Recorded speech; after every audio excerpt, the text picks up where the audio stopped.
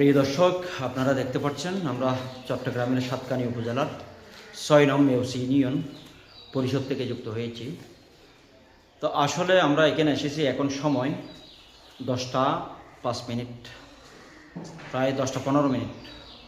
তো এখানে আমার পেছনে দেখতে পাচ্ছেন চৌকিদার এসেছেন, সচিব আসে নাই, যারা উদ্যোক্তা আছেন তারাও আসতেছে। তো একটা বিষয় তুলে ধরবো আপনাদের আজকে টিসিবির পণ্য নিয়ে। আসলে টিসিবির পণ্যগুলো পায় কারা, যায় কোথায়, এই বিষয়ে কথা বলবো। আমার পেছনে দেখতে পাচ্ছেন তারা দীর্ঘদিন যাবত ইউনিয়ন পরিষদে গ্রাম পুলিশ হিসেবে দায়িত্বে আছেন এবং উনিও দায়িত্বে আছেন।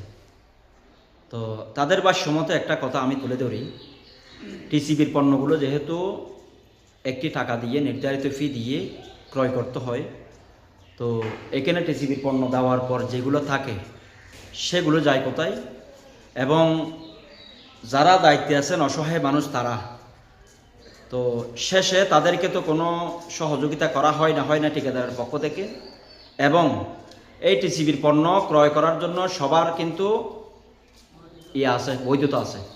তো এখন তারা ক্রয় করতে পারে না এখান থেকে। তো এখন আমি যারা ঠিকাদার আছেন তাদেরকে অনুরোধ করব, যারা রাজনৈতিক ব্যক্তিত্ব আছেন তাদেরকে অনুরোধ করব, যেহেতু তারা পরিবার নিয়ে সামান্য বেতন নিয়ে তারা চলে, তাদের দিকে আপনাদের দেখতে হবে। তো সেক্ষেত্রে গিয়ে যাতে যদি কার্ডে যেগুলো আছে সেগুলো দেওয়ার পর টিসিবির পণ্য যদি অবশিষ্ট থাকে, ঠিকাদার যিনি আছেন তাকে অনুরোধ করব, অর্থাৎ তাদের আইডি কার্ড নিয়ে তারা যাতে সরকার এফি নির্ধারিত সরকার এফিটা দিয়ে যাতে ক্রয় করতে পারে। এখানে হয়তো এই ইউনিয়ন পরিষদে সব মিলিয়ে গ্রাম পুলিশ কয়জন? 8 জন আছেন। আচ্ছা, টোটাল 8 জন এখানে গ্রাম পুলিশ আছেন।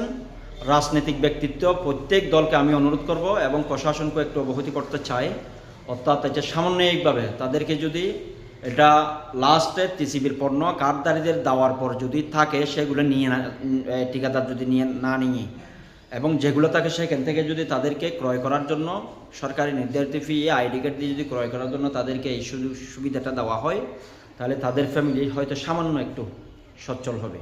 তো আমি সেটাই অনুরোধ করার জন্য এখানে এসেছি। তো আরেকটা বিষয় আপনাদের জানিয়ে রাখি, গতকাল আমি এখান থেকে একটি বিষয়ে কথা বলছিলাম, সেটা হচ্ছে মেম্বার নাই, চেয়ারম্যান নাই, এবং যিনি প্রশাসকের দায়িত্বে আছেন উনিও হয়তো মাঝে মধ্যে আসে।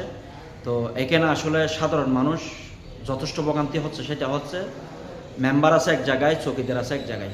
একটা জন্ম নিবন্ধন অথবা কোনো একটা ওয়ারিশ সনদ, কোনো একটা সার্ভিস যদি এখানে নিতে আসে, সর্বপ্রথম চৌকিদারকে খুঁজতে হয়। চৌকিদারের নম্বর কারো আছে, কারো নাই। আবার সংগ্রহ করে চৌকিদার হয়তো কল রিসিভ করে না, আবার চৌকিদারের বাড়িতে যেতে হয়, গিয়ে স্বাক্ষরটা আনতে হয়। সেটা গিয়ে আবার মফস্বলেরই এখানে রোডের অবস্থা খারাপ, গাড়ির অবস্থা তেমন ভালো না, গাড়িও অনেক মানুষের গাড়িও নেই, আবার যেতে হচ্ছে মেম্বারের কাছে। তাহলে মেম্বার তাকে এক জায়গায় মেম্বারের বাড়িতে গিয়ে সেটাই তাদেরকে স্বাক্ষর করে আনতে হচ্ছে। কেন রে ভাই? আপনাদের জনপ্রতিনিধি, আপনারা জনপ্রতিনিধি হয়েছেন, আপনারা মানুষ আপনাদের ভোট দিয়েছে, তো আপনাদের সার্ভিসগুলো যাতে তারা চাওয়ার সাথে সাথে পায় সেটার জন্য। এখন যদি 2 দিন 3 দিন যদি ঘুরে আপনাদের চৌকিদার এবং মেম্বারের যদি স্বাক্ষরের জন্য ঘুরতে হয়, তাহলে আপনারা দায়িত্ব পালন করে লাভটা কি?